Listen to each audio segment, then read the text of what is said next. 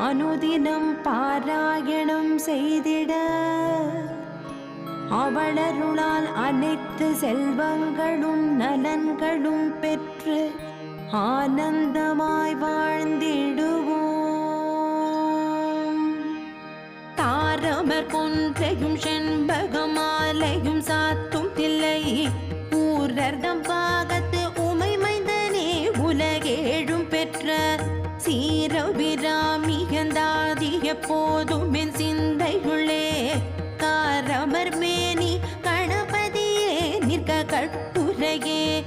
உதிக்கின்ற செங்கதிருச்சி திலகம் உணர்வுடையோர் மதிக்கின்ற மாணிக்கம் மாதுளம் போது மலர் கொமலை